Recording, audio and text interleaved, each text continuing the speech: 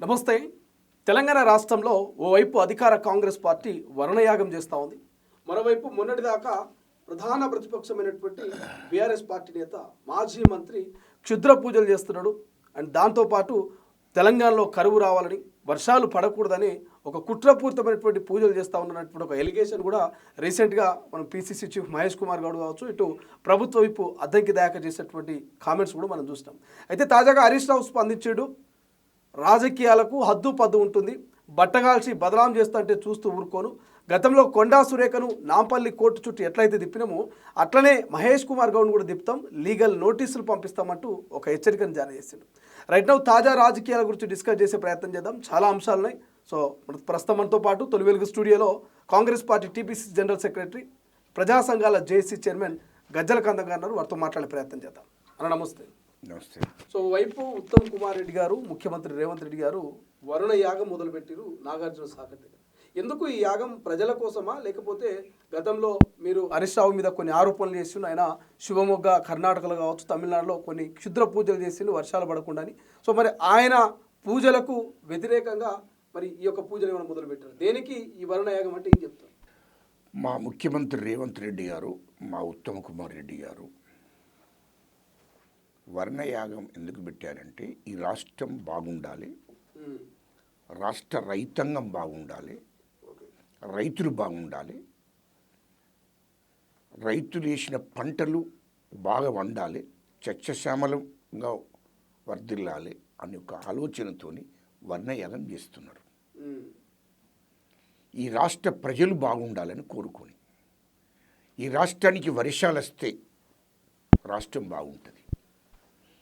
ఈ రాష్ట్రానికి వర్షాలు వస్తే చెరువులు, కుంటలు, డ్యాములు అన్నీ నిండితే, నిండుకుండలాగా అన్నీ నిండితే అవిటి ద్వారా ప్రజలకు తాగునీటికి, సాగునీటికి బాగుంటుంది, రైతులకు బాగుంటుంది. ముఖ్యంగా రైతులకు పంటలు పండించుకుంటారు. రైతులు బాగుపడితే రాష్ట్రం బాగుంటుంది, రాష్ట్రం బాగుంటే దేశం బాగుంటుంది. ఆ లక్ష్యంతోనే వర్ణయాగం మొదలుపెట్టారు. ఓకే, అది ఎవరి స్వార్థం కోసం పెట్టుకోలేం. వర్ణయాగం అనేది రాష్ట్ర ప్రజలు బాగుండాలి, రాష్ట్ర రైతులు బాగుండాలి అనే లక్ష్యంతోనే వర్ణయాగం చేస్తున్నారు. పబ్లిక్గా చాలా చర్చ జరుగుతున్నది. మొన్నటిదాకా పీసీసీ చీఫ్ మహేష్ కుమార్ గౌడ్ కావచ్చు, కాంగ్రెస్ పార్టీలో కొంతమంది నేతలు హరీష్ రావు క్షుద్ర పూజలు చేస్తున్నాడు, తాంత్రిక పూజలు చేస్తున్నాడు అంటున్నారు. ఆ పూజలకు విరుగుడుగానే ఇవాళ కాంగ్రెస్ వర్ణయాగాన్ని ముంగలు పెట్టుకుందనే ఒక మాటను తెరమికి తీసుకొస్తున్నారు. ఇది వాస్తవమా కాదా? ఒకటి గుర్తుపెట్టుకోండి, అది అలాంటి మాటలు మాట్లాడే అవగాహన లేనటువంటి గాడిద కొడుకులు మాట్లాడతారు. ఓకే, అవగాహన లేనటువంటి గాడిద కొడుకులు. ఎందుకంటే గతంలో కేసీఆర్ అనేకం సార్లు యాగాలు చేశాడు. ఆయన స్వార్థ ప్రయోజనం కోసం చేశాడు. ఆయనకు పదవిలో నేను జీవితకాలం అంతా ఉండాలనే ఒక దుర్మార్గమైన ఆలోచనతో యాగాలు చేసుకున్నాడు. ప్రజలు బాగుండాలని చేయలే. కేసీఆర్ ఒక్కొక్క యాగం చేసినప్పుడు 50 కోట్లు 100 కోట్లు కూడా ఖర్చు పెట్టి చేశాడు. టీఆర్ఎస్ ఆఫీసులు చేశాడు, ఫామ్ హౌస్లో చేసుకున్నాడు. కోట్ల రూపాయలు పెట్టి యాగాలు చేశాడు. కానీ అది ఎవరి కోసం చేశాడు? కేసీఆర్ పదవులో మేము జీవితకాలం అంతా మేము పదవుల్లో ఉండాలి, అలా స్వార్థ ప్రయోజనాల కోసం యాగాలు చేశారు. కానీ మా ముఖ్యమంత్రి రేవంత్ రెడ్డి గారు, మా ఉత్తమ్ కుమార్ రెడ్డి గారు అక్కడ యాగాలు ఎందుకు మొదలుపెట్టారంటే వర్షాలు రావాలి. వర్షాలు వస్తే చెరువులు, కుంటలు, డ్యాములు అన్నీ నిండుతాయి, ప్రాజెక్టులు అన్నీ నిండుతాయి. ఆ నీళ్ళు అప్పుడు అవన్నీ నిండిన తర్వాత రైతులకు నీళ్ళు వస్తాయి, సాగునీరు వస్తుంది, రైతులు పంటలు పండిస్తారు, ప్రజలకు తాగునీరు వస్తుంది, ప్రజలు బాగుంటారు, రైతులు బాగుంటారు. ఆ లక్ష్యంతో యాగం మొదలుపెట్టారు. సో ఈ యాగానికి హరీష్ రావు పూజలకు ఎటువంటి సంబంధం లేదు.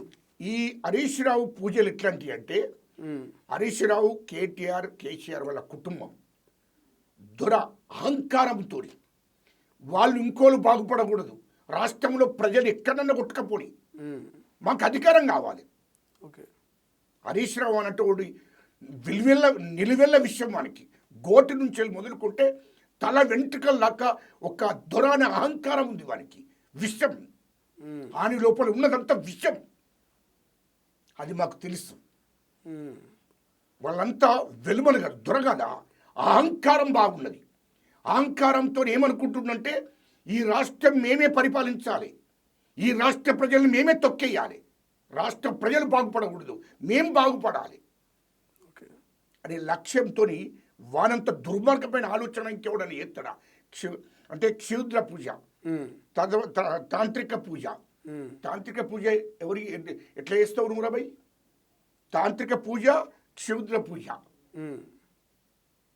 కర్ణాటకలో పోయి చేశాడు. కర్ణాటకలో కూడా ఎక్కడది? ఏది? శివమొగ్గు దేవాలయం. శివమొగ్గు దేవాలయంలో పోయి చేశాడు. అది క్షుద్ర పూజలు చేయడానికి, తాంత్రిక పూజలు చేయడానికే ఉన్నది. అది అంటే చెడు తలపెట్టే పూజలే అక్కడ చేస్తారు.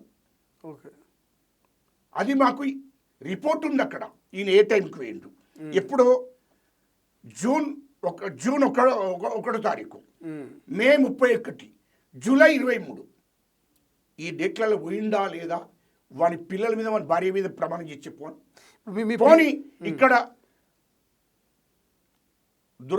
ఇక్కడ గుడి ఉంది కదా,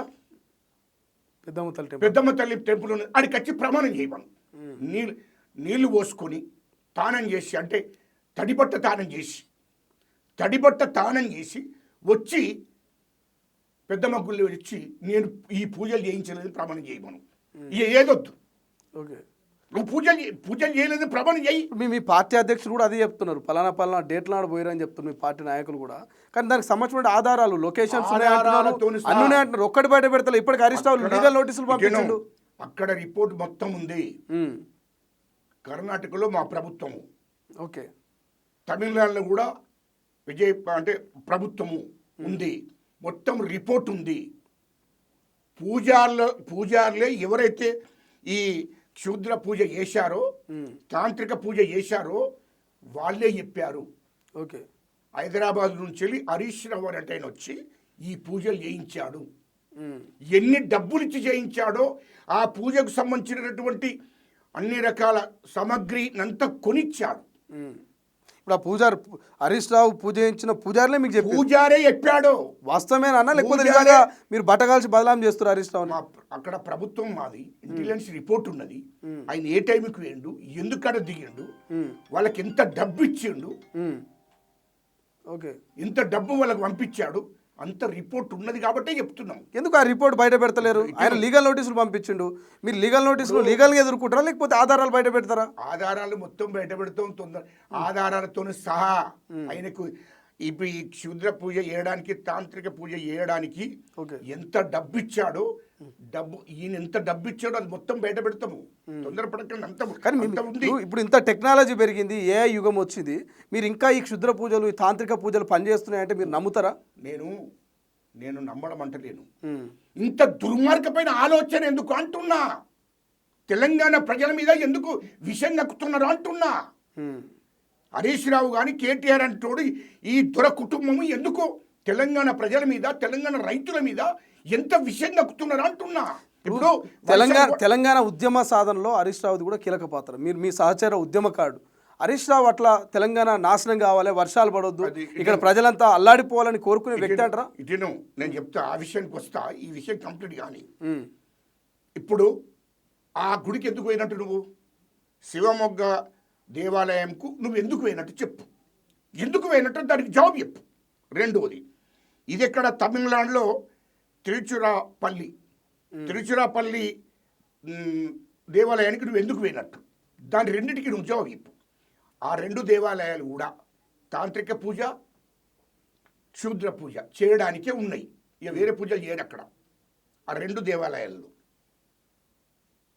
నువ్వు వర్షాలు పడకూడదు అంటే, రేవంత్ రెడ్డి గారు ముఖ్యమంత్రిగా ఉన్నాడు కాబట్టి వర్షాలు పడకుండా ఉంటే చెరువులు కుంటలు నిండాయి, డ్యాములు నిండాయి, రైతులు అల్లాడిపోవాలి, ప్రజలు అల్లాడిపోవాలి. అప్పుడు గవర్నమెంట్ కూలిపోతుంది. అప్పుడు మళ్ళీ మేము వచ్చినాక అని మేము రావాలి అనే ఒక దుర్మార్గమైన ఆలోచన కాదని అది ఎంత తెలంగాణ ప్రజల మీద విషయం కక్కుతున్నట్టే కదా ఆ దొర కుటుంబం. కేటీఆర్, హరీష్ రావు అంటుడా, కేసీఆర్ అంటుడు, ఆ దొర కుటుంబము తెలంగాణ ప్రజల మీద, రైతుల మీద, విద్యార్థుల మీద విషం నక్కుతున్నాడు అన్నట్టే కదా. మీరు విషం నక్కుతున్నారు. రెండవది, మీరు ఇంకో విషయం అడిగారు. ఆనాడు ఉద్యమం తెలంగాణ ఉద్యమం ఏమన్నారు, సహచార ఉద్యమకారుడు అని చెప్పి ఆయన తెలంగాణ రాష్ట్రాన్ని ఎందుకు కోరుకుంటాడు? తెలంగాణ తెచ్చినోడు పాత్రధారుడు అయినప్పుడు తెలంగాణ ప్రజల మీద ప్రేమతో వాడు వేయలే. మీరు ఇంకోసారి దయచేసి మీకు చెప్తున్నా, మీకు దండం పెట్టి చెప్తున్నా, మీ మీడియా అందరికి కూడా, మీరు ప్రజల పక్షాన్ని నిలబడండి. నేను వేరే ఉద్దేశం కాదు. నేను ఉద్యమం చేసినండి, వాడి హరీష్ రావు అన్నట్టు తెలుసు, తెలంగాణ ప్రజలందరికీ కూడా తెలుసు. నేను తెలంగాణ ప్రజల కోసం ఉద్యమం చేశాను, రాజకీయాల కోసం ఉద్యమం చేయలేదు. అది మీరు గుర్తుపెట్టుకోండి. హరీష్ రావు అన్నటోడు, కేసీఆర్ అంటోడు, కేటీఆర్ అంటూ ఈ తెలంగాణ ప్రజల కోసం ఉద్యమం చేయలే వాళ్ళు. ఓకే, ఈ తెలంగాణ ప్రజల కోసం ఉద్యమం చేయలేదు. తెలంగాణ వస్తే ఈ రాష్ట్రంలో ఒక దిక్కు కమ్మలు పరిపాలించారు, ఒక దిక్కు రెడ్లు పరిపాలించారు. మేము వెలుమలం ఎందుకు పరిపాలించకూడదు? తెలంగాణ ప్రజల మీద మేమెందుకు పెత్తనం చేయకూడదు అనే ఒక దుర్మార్గమైన ఆలోచనతోనే టీఆర్ఎస్ పార్టీ పెట్టుకున్నాడు కేసీఆర్ అంటోడు. ఉద్యమం అన్నది, ఉద్యమానికి పార్టీకి చాలా తేడా ఉంటుంది. ఉద్యమం అనేది ఎట్లుంటుంది? ఈ దేశం కోసం పోరాటం చేసినటువంటి మహానుభావులు చాలామంది ఉన్నారు. గాంధీ గారు ఈ దేశం కోసం ఉద్యమం చేశాడు. భగత్ సింగ్ ఈ దేశం కోసం ఉద్యమం చేశాడు. అల్లూరి సీతారామరాజు ఈ దేశం కోసం ఉద్యమం చేశాడు. పార్టీలు పెట్టుకోలేదే. ఈ దేశం కోసం మాకు స్వతంత్రం రావాలి, ఈ దేశ ప్రజలకు స్వేచ్ఛ రావాలి, మా దేశం మాకు ఉండాలి అనే లక్ష్యంతో మరి వీళ్ళందరూ పార్టీలు పెట్టలే, త్యాగాలు చేశారు, ప్రాణ త్యాగాలు చేశారు. ఈ దేశం కోసం వందల మంది, వేల మంది, లక్షల మంది చనిపోయారు. మరి వాళ్ళు పార్టీలు పెట్టుకోలేదు. వాళ్ళకు సొంత స్వార్థం అనేది ఏమీ లేదు. ఇలా కేసీఆర్, కేటీఆర్, హరీష్ రావు అన్నట్టు అదేవిధంగా తెలంగాణ కోసం ఉద్యమం చేసిన వాళ్ళ గురించి చెప్తున్నా మీకు. కొండలక్ష్మి బాపూజీ గారు 69లో ఆయన పదవిని వదిలేసుకున్నాడు. ఓకే, ఆయన పదవిని వదిలేసుకున్నాడు. ఎందుకు వదిలేసుకున్నాడంటే, నేను తెలంగాణ రాష్ట్రం మీరు ఇచ్చిన నాడే నేను మళ్ళీ పదవి తీసుకుంటా, మళ్ళీ రాజకీయాలు చేస్తా. అప్పటిదాకా నాకు పదవి వద్దని వదిలేసుకున్నాడు కొండలక్ష్మి బాపూజీ గారు. కానీ పాపం 6 నెలల ముందు, తెలంగాణ వచ్చేదానికన్నా ముందు చనిపోయాడు పాపం కొండలక్ష్మి బాపూజీ గారు. అప్పటిదాకా 1969 నుంచి వెళ్ళి 2014 అంటే తెలంగాణ రాకముందు 6 నెలల ముందు చనిపోయాడు. ఆయనతో బతుకుతో పాపం తెలంగాణ చూస్తుండే. కానీ అప్పటిదాకా ఆయన పదవి తీసుకోలేదు. దాన్ని త్యాగం అంటారు, దాన్ని నిజమైన ఉద్యమకారుడు అంటారు. జయశంకర్ గారు ఏ పదవి తీసుకోలే.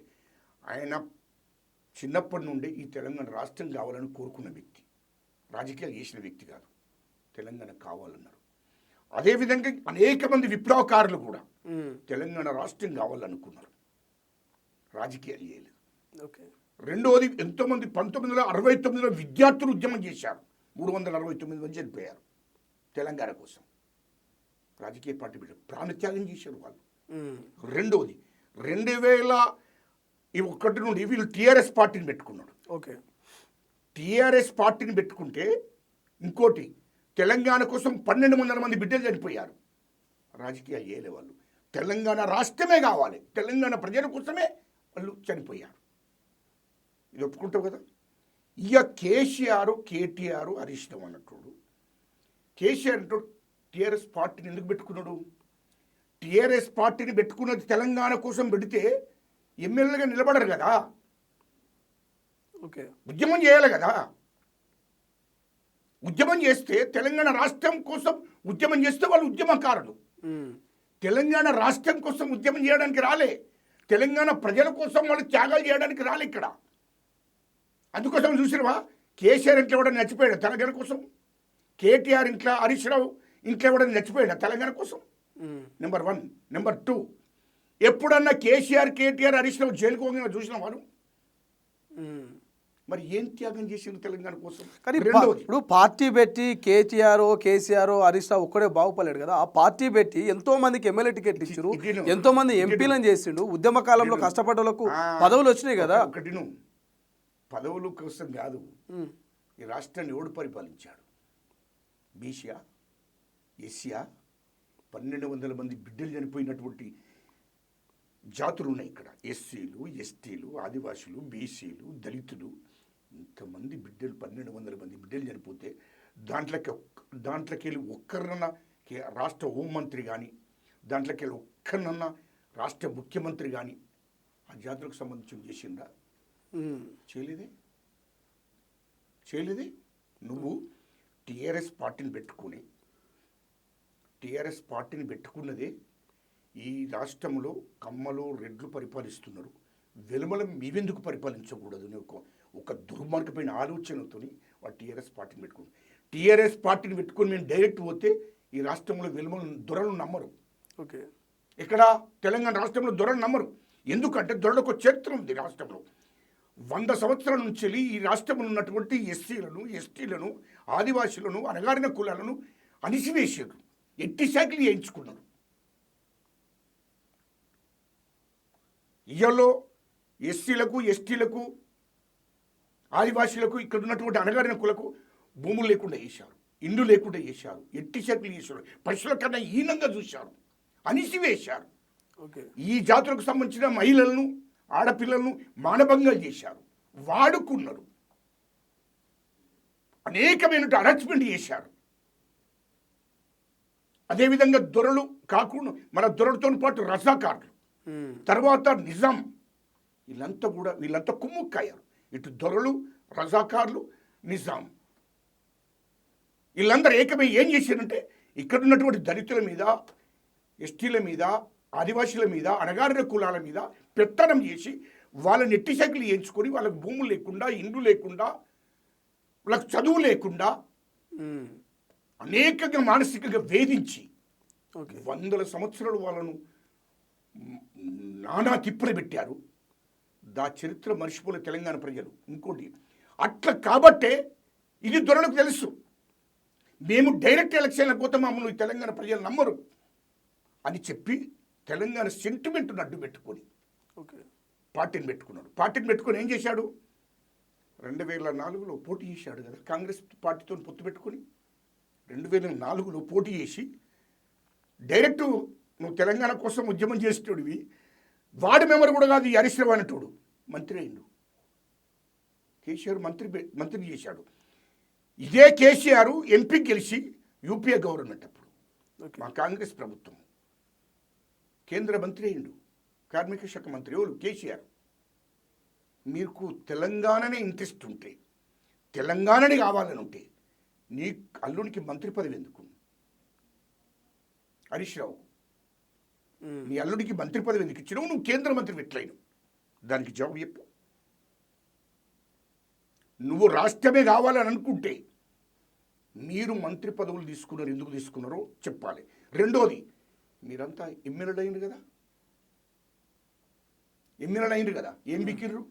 ఇంకోటి, వీళ్ళను తెలంగాణ ప్రజలను రెచ్చగొట్టడం కోసం ఎమ్మెల్యేలు అవుడు, రాజీనామా చేసుడు. అదో మేము తెలంగాణ కోసం రాజీనామా చేయలే, తెలంగాణ ప్రజలను రెచ్చగొట్టడం కోసం రాజీనామా చేసిండు వాళ్ళు. కొన్ని రాజీనామా చేసి తెలంగాణ రాష్ట్రం కోసం రాజీనామా చేసి ఊకున్నారా? మేము తెలంగాణ వచ్చిండే పదవులు కావాలి మాకు, అప్పటిదాకా ఈ పదవులు వద్దని త్యాగం చేసిరా? చేయలే. ఇటు రాజీనామా చేసుడు, ఎలక్షన్ రావడం, మళ్ళీ ఎలక్షన్లో పోటీ చేయడం, మళ్ళీ గెలవడం, అదో మేము తెలంగాణ కోసం త్యాగం చేసినని చెప్పుకున్నాం. ఇప్పుడు త్యాగాలు చేయలేరంటారా? ఇప్పుడు మీరు చూడండి, రీసెంట్గా పెద్ది సుదర్శన్ రెడ్డి చనిపోయారు, మాజీ ఎమ్మెల్యే, నర్సంపేట ఎమ్మెల్యే. వాళ్ళు ఇంటికి పోయింది కేసీఆర్, ఆ కుటుంబాన్ని పరామర్శించుడు, ఆదుకుంటా, నేను ఒక పెద్దన్న లెక్క మీకు అండగా ఉంటాడు. సో ఇదంతా ఉద్యమకారుల్ని గుర్తించినట్టు కదా, వాళ్ళని ఆదుకున్నట్టు కదా కేసీఆర్. త్యాగం అంటే ఏంటంటే, త్యాగం అంటే నీవు కేసీఆర్ కానీ, హరీష్ రావు కానీ, కేటీఆర్ కానీ ఏ పదవులు తీసుకోకుండా మేము తెలంగాణ కోసమే, తెలంగాణ వచ్చినట్టు మాకు పదవులు కావాలి అని ఆ లక్ష్యం పెట్టుకుంటే దాన్ని తెలంగాణ కోసం త్యాగం చేసినట్టు. మీరు ఎన్నడూ తెలంగాణ కోసం త్యాగం చేసినట్టు కనపడలేదు. వార్డు మెంబర్ కానీ హరీష్ రావు గారిని 2004లో మంత్రి చేశారు కాంగ్రెస్ గవర్నమెంట్లో. ఎస్, అవునా? రెండవది, నువ్వు కేంద్ర మంత్రి వేయావు కేసీఆర్. రెండవది, అప్పటి నుండి వీళ్ళకు ఓట్లు సీట్లు. తెలంగాణ మీద ప్రేమ కన్నా ఎక్కువ ఏంటంటే రెచ్చగొట్టుడు ప్రజలు. మేము రాయనం చేసినాం, అవు నిజంగా తెలంగాణ కోసం రాయనం చేసాం. రాయనం చేసి ఊకున్నారా? మరి మేము పోటీ చేయమని ఊకున్నారా? కాదు, మళ్ళీ పోటీ చేశారు, మళ్ళీ గెలిచారు. పదవి లేకుండా ఏనాడు కూడా కేసీఆర్, కేటీఆర్, హరీష్ రావు, కేటీఆర్ చిన్న కేటీఆర్ వాళ్ళకి పదవులు లేకుండా ఎప్పుడు లేరు. వాళ్ళు పదవులతోనే పదవులను అడ్డం పెట్టుకొని తెలంగాణ ప్రజలను రెచ్చగొట్టారు. రెండోది, 2014 దాకా 1200 మంది బిడ్డలు చనిపోయారు. వాళ్ళ కుటుంబాలలో ఎమ్మెల్యే అయినరా, ఎంపీ అయినరా, మంత్రి అయినరా? రెండవది, తెలంగాణ ఉద్యమకారులు త్యాగం చేసిన బిడ్డలు, త్యాగం చేసినటువంటి తెలంగాణ కోసం లాఠీ దెబ్బలు తిని జైలుకు పోయి అరెస్ట్ అయ్యి తెలంగాణ కోసం ఆస్తులు పోగొట్టుకొని తిరిగినటువంటి వాడు ఎవడన్నా ఎమ్మెల్యే అయిందా, ఎంపీని చేసిండా, మంత్రిని చేసిండా? చేయలేదే. త్యాగం అంటే ఏంటి? త్యాగానికి చెప్పాలి కదా, త్యాగం అంటే ఈ త్యాగం. పోని ఈ కేసీఆర్ గిట్ట ఎప్పుడైనా అరెస్ట్ అయ్యిందా, జైలుకు పోయిండా? కేటీఆర్ అంటోడు జైలుకు పోయిండా? హరీష్ రావు అంటోడు జైలుకు పోయిండా? వీళ్ళు ఏమన్నా వీళ్ళ ఇళ్ళలో ఎవడని చచ్చిపోయిండా? ఇంకోటి, వీళ్ళ సామాజిక వర్గం నుండి ఎవడన్నా తెలంగాణ కోసం చచ్చిపోయాడు ఒక్కడన్నా? త్యాగం అంటే ఏంటి? త్యాగం అనేది లేదు. వీళ్ళు అధికారం, ఓటు సీటు అధికారం కోసమే టీఆర్ఎస్ పార్టీని పెట్టుకున్నారు. కానీ మీడియా వాళ్ళు, కొంతమంది విశ్లేషకులు, వీళ్ళందరికీ అవగాహన లేక మాట్లాడుతుంటారు. అవగాహన లేనటువంటి ఆలోచనతో మాట్లాడుతారు. అది కరెక్ట్ కాదు అంటున్నా. ఎవరా విశ్లేషకులు? చెప్తాను, టైం వచ్చినప్పుడు చెప్తాను. అది మాట్లాడితే ప్రజలు గమనిస్తున్నారు. సిగ్గుండాలి మాట్లాడడానికి, సిగ్గుండాలి. ఏమి ఎవరైనా సిగ్గుండాలి మాట్లాడడానికి. ఏం త్యాగం చేశారు? వాళ్ళ కుటుంబంలో ఎవరైనా తెచ్చిండా? వాళ్ళు ఎవడైనా జైలుకు పోయిండా? వాడు కేసీఆర్ అంటూ దొంగ దీక్ష పట్టిండు. కరీంనగర్ నుంచి బయలుదేరి సిద్దిపేట నుంచి ఖమ్మం పోయినాక చల్ నాకు ఇడ్లీని కూడా తీసుకురావని 3 గంటలకు డాక్టర్ గోపీనాథ్ సాక్ష్యం దీనికి. ఇడ్లీ కూడా తిన్నాడు, ఆడ బెడ్లో వండుకున్నాడు, ఆడ మంచి ట్రీట్మెంట్ జరుగుతలేదు, గ్లూకోజ్లు ఎక్కించిండ్రు. ఆ నుంచి డైరెక్ట్ ఇక్కడికి హైదరాబాద్ తెచ్చిండ్రు. హైదరాబాద్ నిమ్స్లు ఇచ్చిండ్రు, పొద్దున గ్లూకోజ్లు పెట్టారు, పొద్దున్న లేతే ఇడ్లీ వడ తిన్నాడు. ఇదేం త్యాగమే? ఇదేం త్యాగం? ఇప్పుడు ఏం చెప్పుకుంటే తెలుసా? సావు నోట్లేనట్టు తలబెట్టినట్ట. ఎవడే సావు నోట్లు తలబెడితే చచ్చిపోలేదేందే? పొట్టి శ్రీరాములు 40 రోజులు అమర నిరదీక్ష చేసిండు.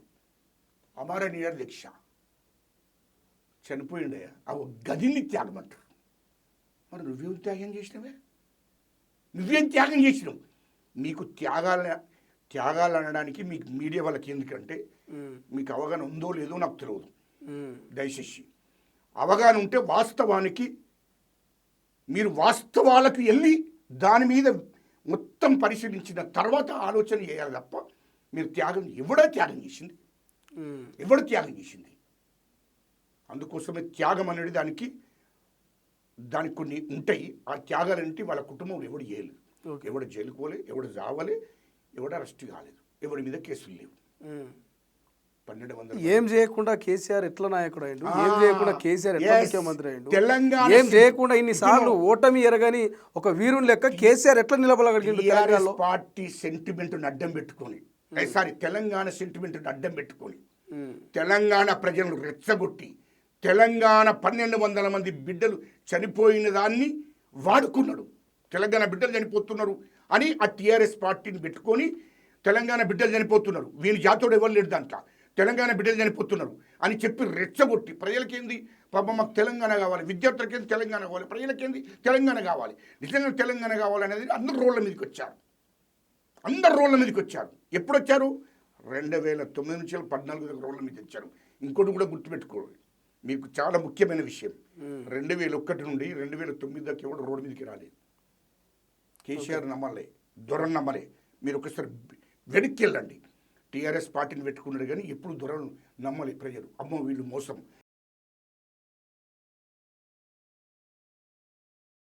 ఇప్పుడు ప్రజలు నమ్మలేదు. ఎప్పుడు నమ్మిర్రు?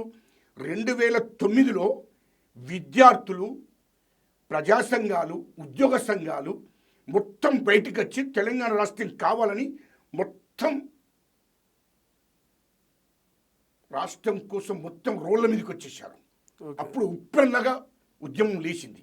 ఆ లేచిందని వాడుకున్నాడు, టీఆర్ఎస్ పార్టీ పెట్టుకున్నాడు కదా, లేచిందని వాడుకున్నాడు. ఈయనలే అట్లాంటి 2001 నుంచి 2009 దాకా ఉద్యమమే లేదు. వాళ్ళే టీఆర్ఎస్ వాళ్ళ పార్టీ వాళ్ళు తెలంగాణ కావాలంటే ప్రజలు నమ్ముతలేరు. ప్రజలు నమ్మి బయటికి రాలే. ఎప్పుడు వచ్చిర్రు? 2009 శ్రీకాంతాచారి చనిపోయాడు చూడు. అవి అప్పటి నుండి 2014 దాకా తెలంగాణ విద్యార్థులు, ప్రజలు, ప్రజా సంఘాలు, ఉద్యోగ సంఘాలు అన్ని రోడ్ల మీదకి వచ్చాం. ఇప్పుడు గజలకాంత్ గారు ట్రెండింగ్ టాపిక్ ఒకటి మాట్లాడదాము. పెద్ది సుదర్శన్ రెడ్డికి సంబంధించి కొంత ఆయన విగ్రహానికి సంబంధించిన గద్దెను కాంగ్రెస్ వాళ్ళ దగ్గర నుండి కూల్చిన ఒక చర్చ జరుగుతున్నది. ఆయన అంత్యక్రియల్లో అధికారిక లాంఛనాలతో చేస్తామని చివరి క్షణంలో చెప్పి ఆ అంత్యక్రియల్లో తుపాకులు కూడా పేలలేవు అనేటువంటి ఒక చర్చను ప్రధానంగా తీసుకొస్తున్నది. ఎట్లా చూస్తారు? నిన్న మాజీ ముఖ్యమంత్రి కేసీఆర్ పెద్ది సుదర్శన్ ఇంటికి పోయిండు, పరామర్శించిండు, ఆ కుటుంబానికి ఆర్థిక సాయం చేసి అండగా ఉంటాయని చెప్పిండు. ఏం చెప్తారు దీని మీద? గుర్తుపెట్టుకోండి, పెద్ది సుదర్శన్ రెడ్డి గారు అనారోగ్యంతో ఉన్నప్పుడే మా ముఖ్యమంత్రి రేవంత్ రెడ్డి గారు వెంటనే అక్కడ డీజీపీ గారితో మాట్లాడి ఆదేశాలు ఇచ్చాడు. ఎక్కడ కూడా ట్రాఫిక్ ప్రాబ్లం రాకుండా క్లియరెన్స్ చేయండి. అక్కడ నుండి ఇక్కడ దాకా యశోద హాస్పిటల్కి వచ్చేదాకా అసలు రోడ్లు అంతా గ్రీన్ ఛానల్ పెట్టండి అని చెప్పి డీజీపీ గారికి చెప్తే డీజీపీ గారు అక్కడ వరంగల్ నుంచి హైదరాబాద్ యశోద హాస్పిటల్ దాకా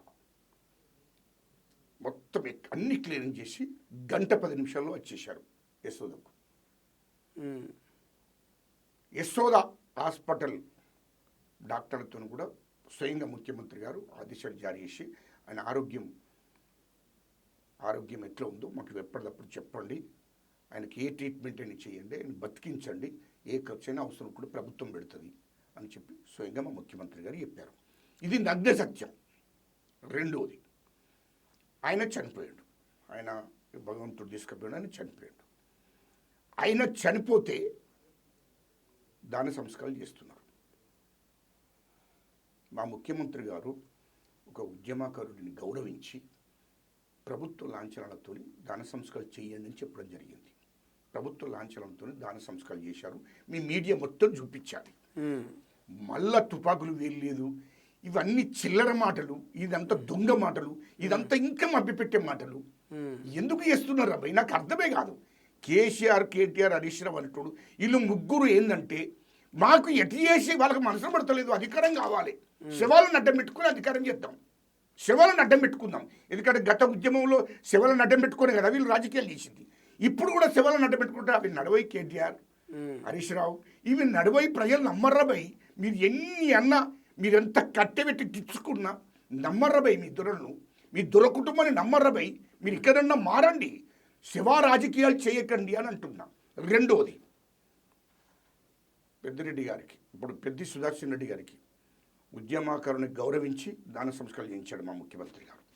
రెండోది, గద్దర్ చనిపోతే ఉద్యమకారునిగా ఆయనకు ప్రభుత్వ లాంఛనంతో దాన సంస్కారాలు చేయించాడు. అంత్యశ్రీ చనిపోతే అంత్యశ్రీకి పెద్ద కొడుగ్గా పోయిండు, పాడేమోశాడు, ప్రభుత్వ లాంఛనంతో దాన సంస్కారాలు చేశాడు. ఉద్యమకారుని మా ముఖ్యమంత్రి రేవంత్ రెడ్డి గారు తెలంగాణలో ఉద్యమకాలను కానీ ప్రజలను కానీ సమానంగా చూడాలి అని గౌరవించుకుంటూ ప్రభుత్వ లాంఛనాలతో ఉద్యమకాల చనిపోతే దాన సంస్కారాలు చేయించాడు మా ముఖ్యమంత్రి గారు. అది గుర్తుపెట్టుకోవాలి. ఇవన్నీ గుర్తుపెట్టుకోండి. మీ కేసీఆర్ కూడా అనారోగ్యంతో ఉంటే శత్రువు అయినప్పటికీ కూడా మా ముఖ్యమంత్రి గారు పోయి పరామర్శించి వచ్చాడు. ఇది గుర్తు చేస్తున్నా, ఇది మీ మీడియా ద్వారా ప్రజలు చూస్తారు కాబట్టి. రెండవది, మీరెప్పుడన్నా మీ ప్రభుత్వం 10 ఏళ్ళ ప్రభుత్వం కేసీఆర్ది, 10 ఏళ్ళు కేసీఆర్ ముఖ్యమంత్రిగా ఉన్నాడు. ఇంటున్నాబా, 10 ఏళ్ళు కేసీఆర్ ముఖ్యమంత్రిగా ఉన్నాడు రాష్ట్రంలో. ఎప్పుడైనా ఉద్యమకారులకు ప్రభుత్వ లాంఛనాలతో దాన సంస్కారాలు చేసిండా? ఒక్కటి చూపించరా కేటీఆర్, హరీష్ రావు, ఒక్కటి చూపించరా మీరు? తెలంగాణ ఉద్యమకారులు చనిపోతే 10 ఏళ్ల కాలంలో దాన సంస్కారాలు చేశారా మీరు ప్రభుత్వ లాంఛనాలతో? అది ఎప్పుడై ఒక్కటి చూపించండి. రెండవది, కంటోన్మెంట్ స్థాయిన చనిపోయాడు. కంటోన్మెంట్ స్థాయిన 6 సార్లు ఎమ్మెల్యే.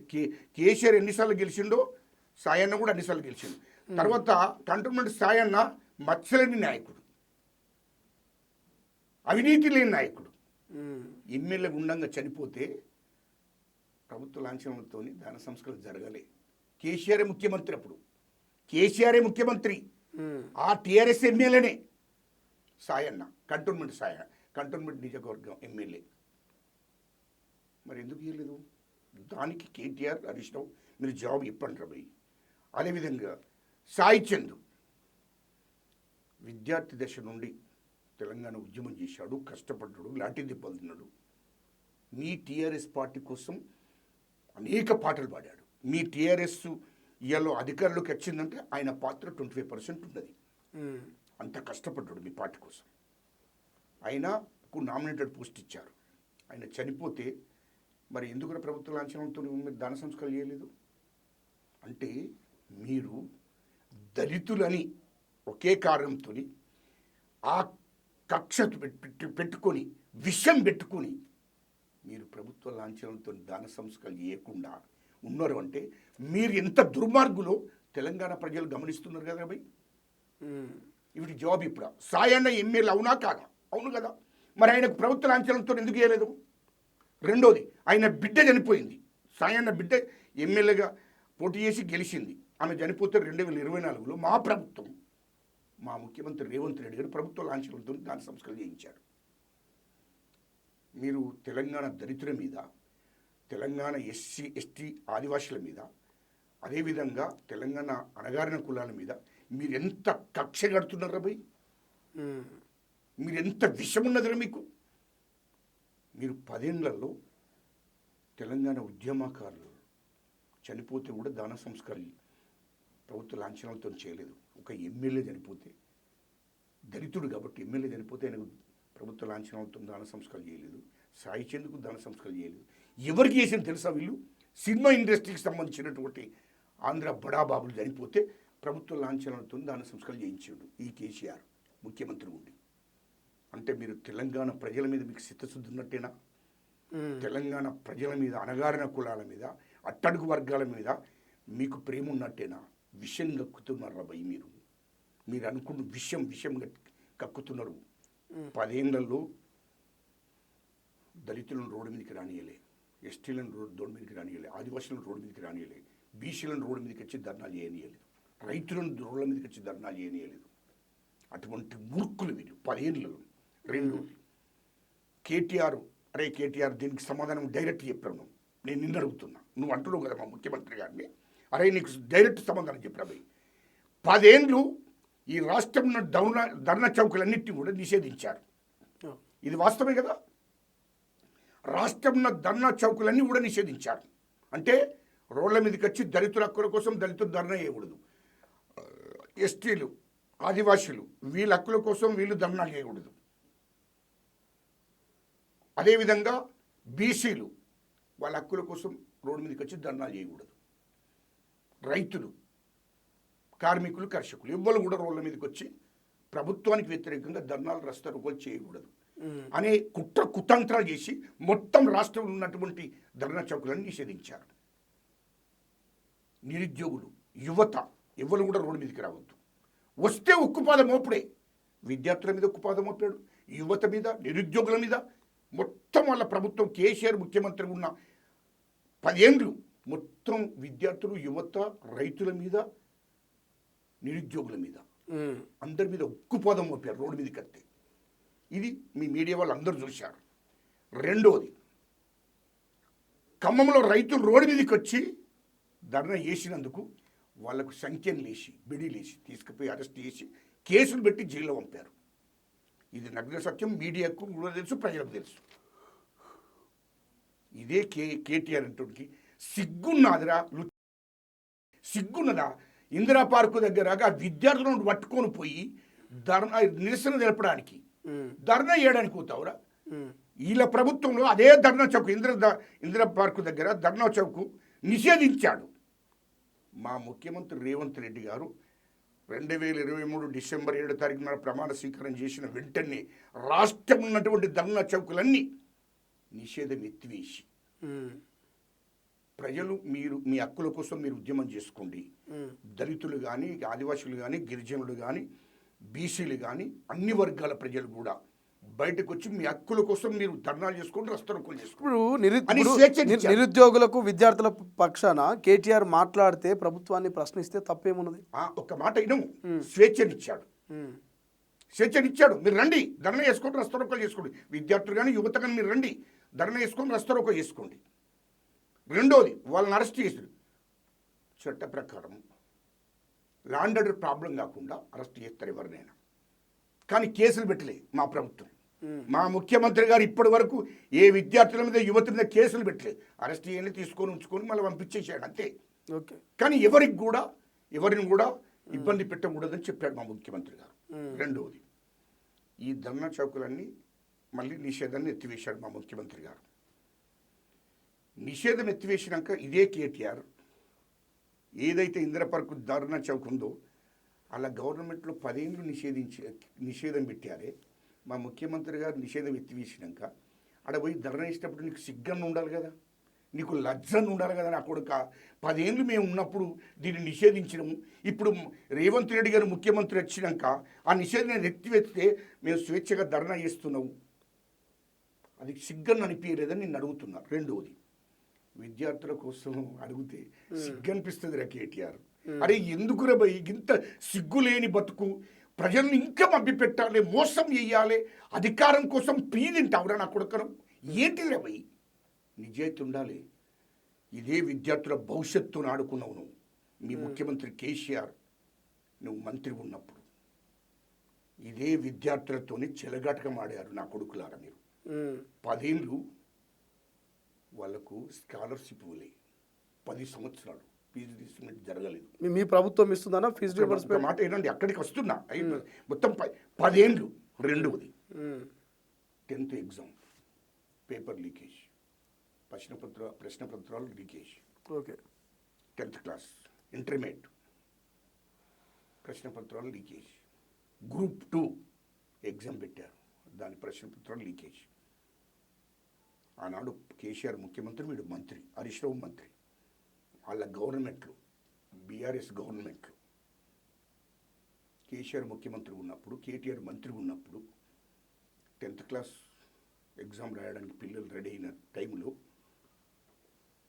10th ప్రశ్నపత్రాలు leakage.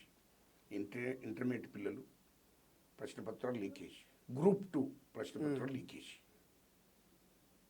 లీకేజ్ అయినాయని రోడ్ల మీదకి వచ్చి విద్యార్థులు ధర్నా చేస్తే వాళ్ళ మీద ఉక్కుపాదం మోపి కేసులు పెట్టి లోపటేసాడు ఈ నా కొడుకులు. రెండవది, ఇప్పుడు మీ ప్రభుత్వంలో ఒక్క నిరుద్యోగి మీద కూడా కేసు పెట్టలేదు? ఒక్క కేసు కూడా పెట్టలేదు. ఇప్పుడు వస్తుంది అడిగే. ఇప్పుడు ఒకవేళ నిరూపిస్తే కేసులు పెట్టినా చెప్పేది వినండి. ఒక్క కేసు కూడా పెట్టలేదు. చెప్తున్నా కదా నేను మీడియా ముందే. ఓకే. గ్రూప్ 1 ఎగ్జామ్ 10 సంవత్సరాలు పెట్టలేదు. ఎగ్జామ్ పెట్టినట్టు పెట్టుడు, వాళ్ళ టీఆర్ఎస్ నాయకులు ఎవడైతే ఉంటారో వాళ్ళని కొట్టుకోంపుడు, ఆ ఎగ్జామ్ ఆపించాడు. గ్రూప్ 1 ఎగ్జామ్స్ 10 ఏళ్లలో పెడుతున్నామని చెప్పడం, పెట్టి మళ్ళా కోర్టుకు పంపించడం. 10 ఏళ్ళు గ్రూప్ 1 ఎగ్జామ్స్ రాయలేదు యువత, విద్యార్థులు. వాళ్ళ బతుకుతూనే వాళ్ళ భవిష్యత్తును ఆట ఆడిండు. గంత చెలగాటకు ఆడినటువంటి కేసీఆర్, హరీష్ రావు విద్యార్థులు అంటే ఎవరు మెజార్టీ ఉంటారంటే ఎస్సీ పిల్లలు, ఎస్టీ పిల్లలు, ఆదివాసీ పిల్లలు, బీసీలు, మైనార్టీలు. ఈ పిల్లలు మెజార్టీ ఉంటారు. 199% పిల్లలు చదువుకుంటారు. అంటే వీళ్లకు నౌకలు రావద్దు, వీళ్ళు చదువుకోకూడదు అనే కక్ష కట్టి వీళ్ళ బతుకుతున్న వాళ్ళ భవిష్యత్తును ఆటలాడినటువంటి కేటీఆర్, హరీష్ రావు. నువ్వు ఏ ముఖం పెట్టుకొని విద్యార్థులను పెట్టుకొని కూడా ధర్నా ఇస్తావు రవి? లీకేజ్ గురించి నువ్వు కూడా చెప్తావురా కేటీఆర్? లీకేజీల గురించి నువ్వు కూడా చెప్తావా? విద్యార్థులకు ఏ మురుగ పెట్టినావు అంటున్నా, యువతకి ఏ మురుగ పెట్టిందని వాళ్ళని తీసుకుపోయి వాళ్ళు ఒకనాడు 10 ఏళ్ళు ధర్నాలు రస్తరోకలు చేస్తే వాళ్ళ మీద ఉక్కుపాదం మోపి కేసులు పెట్టించిన నా కొడుక నువ్వే ధర్నా చేస్తావా? రెండవది, నీకు ఇంటికో ఉద్యోగం అన్నాడు, రికార్డు మీ మీడియాలో రికార్డు ఉంది ఇప్పటికీ. మీరు కూడా ఏడాదికి 2 లక్షల ఉద్యోగాలు అన్నారు, జాబ్ క్యాలెండర్ నేను ఆడికి అన్నారు, వస్తున్నా. మీ రికార్డ్స్ కూడా ఉన్నాయి కదా, ఆన్ ప్రింట్ ఉన్నాయి కదా మొత్తం మీ కూడా. 2.5 సంవత్సరాలు అవుతుంది మాది గవర్నమెంట్. 67,000 నుంచి 70,000 ఉద్యోగాలు ఇచ్చినాం. ఇప్పుడు 7,000 ఉద్యోగాలు మళ్ళీ కానిస్టేబుల్ రిలీజ్ చేస్తున్నాం. ఇంకా 2.5 సంవత్సరం బాకీ ఉంది. ఆ 2 సంవత్సరాలు పూర్తి చేస్తాం, అది గుర్తుపెట్టుకోండి. ఖచ్చితంగా మా ముఖ్యమంత్రి గారు ఖచ్చితంగా ఏ హామీలు ఇచ్చిండో అవి నెరవేరుస్తాడు. ఇంకొకటి, ఇంటికో ఉద్యోగం అన్నాం. తెలంగాణ ఉద్యమం నడుస్తున్నప్పుడు మనం తెలంగాణ వస్తే ఇంటికో ఉద్యోగం ఇవ్వచ్చు అని అన్నాం 2014లో. ఇంటికో ఉద్యోగం ఏమైంది? 10 సంవత్సరాలు నువ్వే కదా గవర్నమెంట్, 10 సంవత్సరాలలో ఎందుకు ఇవ్వలేదు మరి ఇంటికో ఉద్యోగం? నిరుద్యోగ వృత్తి ఎందుకు ఇవ్వలేదు? దళితులకు 3 ఎకరాల భూమి ఇస్తారన్నావు కదా, ఎందుకు ఇవ్వలేదు? దళితుడు ముఖ్యమంత్రి చేస్తున్నావు కదా, ఎందుకు ఇవ్వలేదు? దళిత బంధన్ పెట్టావు, ఎందుకు క్లోజ్ చేసావు? బీసీ బంధన్ పెట్టావు, ఎందుకు అమలు చేయలేదు? అంటే రాష్ట్రంలో ప్రజలను మభ్యపెట్టి మోసం చేసి దగా చేసి తెలంగాణ రాకముందు ఏమన్నాడు? మొత్తం రైతులకు గిట్టుబాటు ధర వస్తుంది అన్నాడు. 10 ఏళ్లలో ఎందుకు గిట్టుబాటు ధర ఇవ్వలేదు? రైతులకు రుణమాఫీ అని చెప్పాడు, ఎట్ ఎ టైం రుణమాఫీ చేస్తా అన్నాడు. 10 ఏళ్లలో వాళ్ళ రుణమాఫీ జరగలేదు. మళ్ళీ మా ముఖ్యమంత్రిగా రేవంత్ రెడ్డి అయిన తర్వాత ఎట్ ఎ టైం 1 టైం రుణమాఫీ చేశాడు. అంటే రైతులకు ఇది గుర్తుపెట్టుకోవాలి. కేటీఆర్ అంటూ మాట్లాడే ముందు వాస్తవాలు నోటికొచ్చినట్టు ముఖ్యమంత్రి గారిని మాట్లాడితే నాలిక ఈరెత్తం నా కొడుక హరీష్ రావు గారిని కేటీఆర్ అని చెప్తున్నాం. ఇష్టం వచ్చినట్టు మాట్లాడితే మా ముఖ్యమంత్రి గారు 2 సంవత్సరాలన్నర అయిపోయింది. అంచెలంచెలుగా ఇచ్చిన హామీలను నెరవేర్చుకుంటూ వస్తున్నాం. 8,11,000 కోట్లు అప్పు చేసిపోయిన రాష్ట్రానికి కేటీఆర్ హరీష్ రావు 8,11,000 అప్పు చేసిపోయినారు. ఈ రాష్ట్రాన్ని మొత్తం దోసుకున్నారు. 3 లక్షల కోట్లు దోసుకున్నారు. ఈ హైదరాబాద్ చుట్టూ 30,000 ఎకరాల భూమి కేటీఆర్ హరీష్ రావు బినాం పేర్ల మీద పెట్టుకున్నారు. ఇటువంటి దుర్మార్గులు మా ముఖ్యమంత్రి మాట్లాడమేంటాడియా? నాకు అర్థం కాలే. ఈ రాష్ట్రాన్ని నాశనం చేసిన నా కొడుకులు మా ముఖ్యమంత్రి గురించి మాట్లాడతారా? ఓకే, మా ముఖ్యమంత్రి గురించి మాట్లాడే అర్హత వీళ్ళకు ఉన్నదని నేను అంటున్నా. ఇప్పుడు మనం హరీష్ రావు టాపిక్ తోటి మొదలు పెట్టినాం, హరీష్ రావు టాపిక్ తో ఎండింగ్ చేద్దాం. సో హరీష్ రావు లీగల్ నోటీసులు పంపించిండు. సో దీన్ని లీగల్గా ఇంకా ఫైట్ చేస్తామంటున్నారు. గతంలో కొండా సురేఖ కేటీఆర్ మీద కామెంట్ చేస్తే ఎట్లయితే ఆమె లీగల్గా ఎదుర్కొంటుందో అదే తీరులో మహేష్ కుమార్ గౌడ్ని ఇతర నేతలను కూడా మేము ఖచ్చితంగా డిఫమేషన్ కేసు ఇస్తామని చెప్తా ఉన్నారు. సో మీరు సిద్ధంగా ఉన్నారా? కేవలం బట్టగాల్చి మీదేస్తుంది కాంగ్రెస్ అని అంటున్నారు. మా మహేష్ గౌడ్ మా పిసిసి అధ్యక్షులు గారు కరెక్టే మాట్లాడిండు. 100% కరెక్టు. మొత్తము మా పిసిసి అధ్యక్షులు మొత్తం రిపోర్ట్ అంతా తెప్పించుకున్న తర్వాతనే మాట్లాడాడు. మా దయాకర్ కూడా వాస్తవం రిపోర్ట్ తెప్పించుకున్నాకనే మాట్లాడాడు. కర్ణాటక రాష్ట్ర హోంమంత్రి గారితోని ప్రియాంక ఖార్గే గారితో మాట్లాడిన తర్వాతనే వాళ్ళు ఇక్కడ మీడియాతో మాట్లాడారు. అది గుర్తుపెట్టుకో హరీష్ రావు. ఆషామాష కాదు అంటున్నా.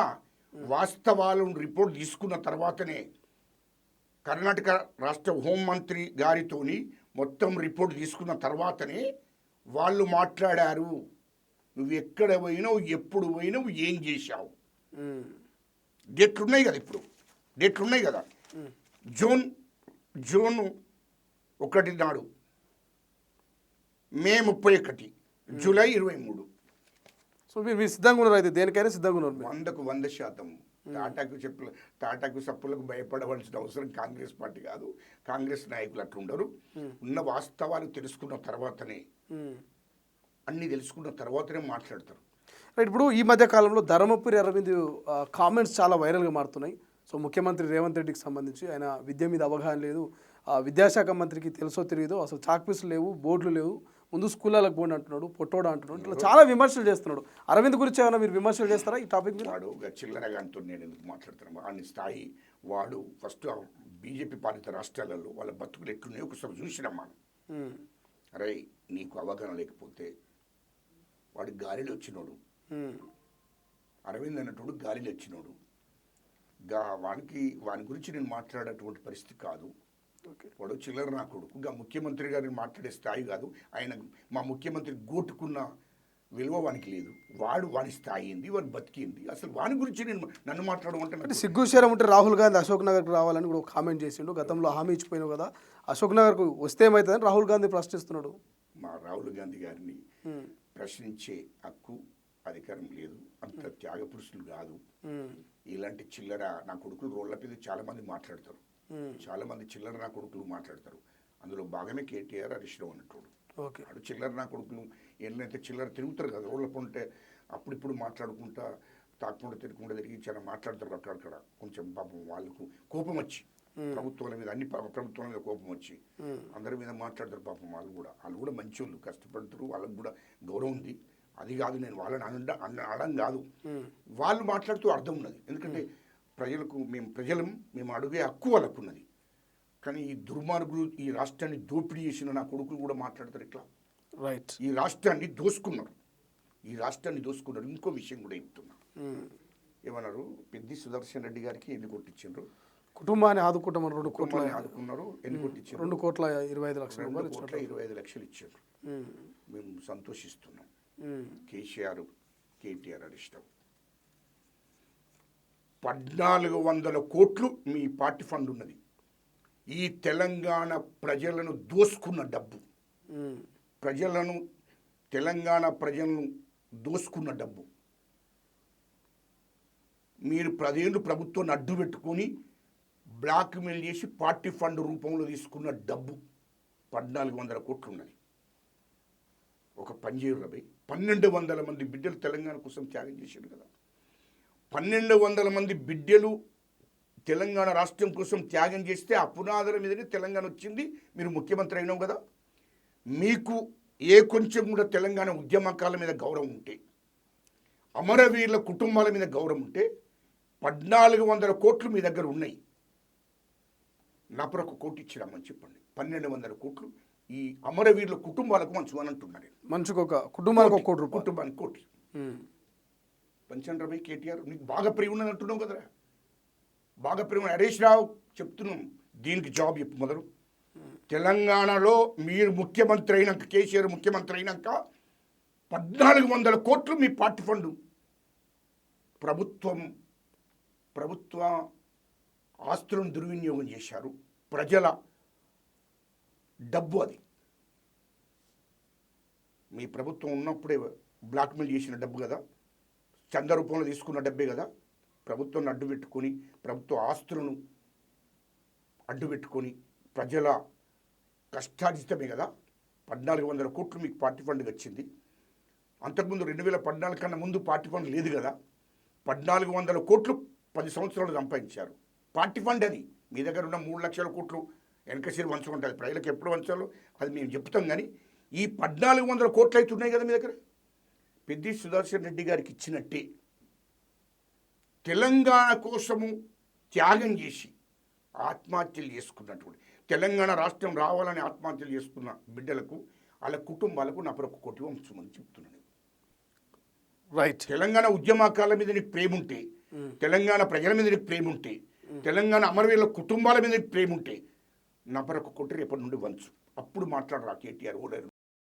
అప్పుడు మాట్లాడు. ఇలాంటి కపట పెరుగులు చూపించకు, యాక్షన్ చేయకు అని చెప్తున్నా.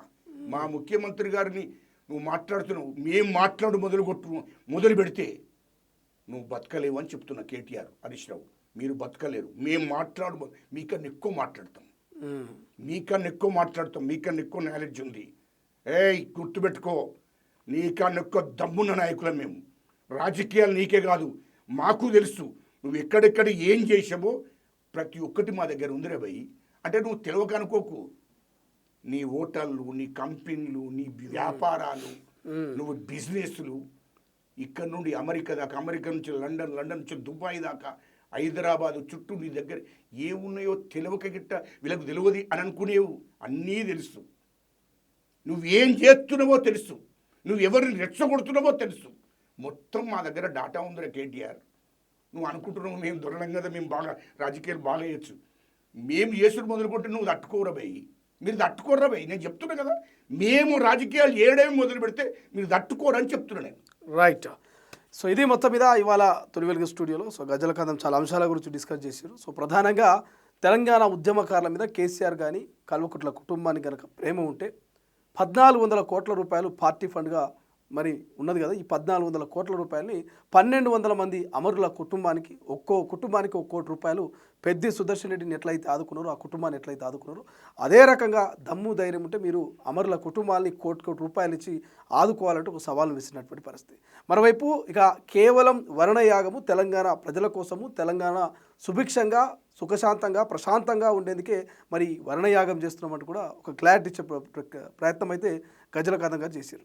చూద్దాం, రాజకీయాలు అయితే చాలా హీట్గా ఉన్నాయి. మరి ఈ రాజకీయాలు ఇట్లనే ఉంటాయా లేకపోతే భవిష్యత్తులో మరింత తీవ్రమైనటువంటి స్థితికి పోతాయనేది చూడాల్సిన అవసరం ఉంది.